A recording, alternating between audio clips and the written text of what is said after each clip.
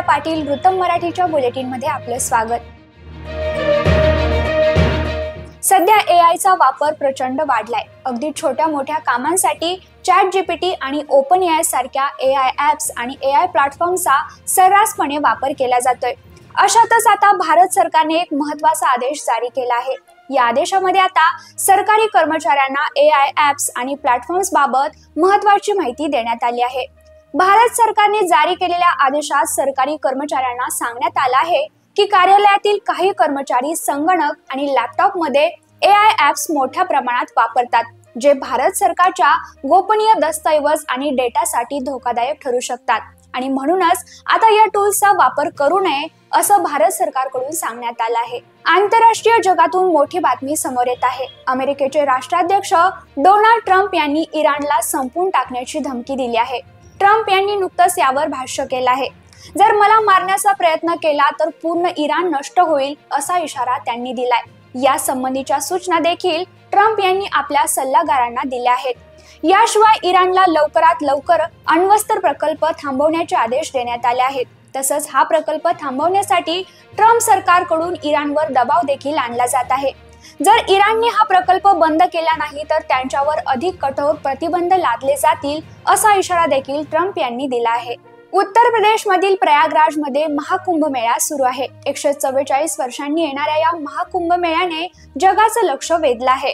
करोडो नागा साधू आणि भाविकांनी गंगामध्ये अमृत स्नान केलं आहे। याचबरोबर आता देशाचे पंतप्रधान नरेंद्र मोदी यांनी देखील महाकुंभ मेळ्यामध्ये अमृत स्नान केलं आहे। तसंच त्यांनी मां गंगेची देखील पूजा केली। यावेळी मुख्यमंत्री योगी आदित्यनाथ देखील उपस्थित होते। या दरम्यान या ठिकाणी उपस्थित असलेले लोक पंतप्रधान मोदींना पाहण्यासाठी जमले होते। तसंच मोदी या नावाच्या घोषणाही देत होते। 5 फेब्रुवारी रोजी वारकरी संप्रदायातील वैचारिक नेतृत्व आणि जगद्गुरू संत तुकाराम महाराजांचे 11वे वंशज ह.भ.प. शिरीष महाराज मोरे यांचं आकस्मिक निधन झालं आहे। वारकरी संप्रदायाचे एक समर्थ नेतृत्व पडद्यामागे गेल्यानं सर्वच क्षेत्रातून हळहळ व्यक्त होत आहे। त्यांच्या निधनानं इतिहास आणि संत साहित्य विश्वातला एक जाणकार हरपला आहे। शिरीष मोरे महाराज यांचे देहूतील धार्मिक आणि सामाजिक जीवनात मोठं योगदान होतं।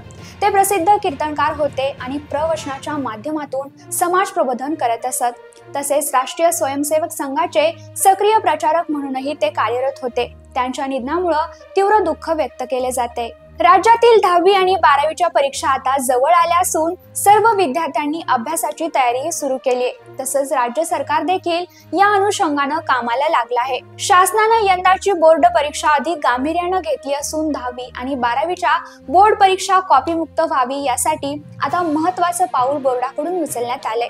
कॉपीमुक्त परीक्षांसाठी सरकारनं राज्यातील काही संवेदनशील परीक्षा केंद्रांवरती ड्रोनचा वापर करण्याचा निर्णय घेतलाय।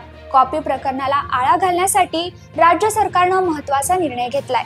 तर या होत्या आतापर्यंतच्या महत्त्वाच्या घडामोडी। उद्या पुन्हा भेटू अशाच महत्त्वाच्या घडामोडींसोबत। धन्यवाद।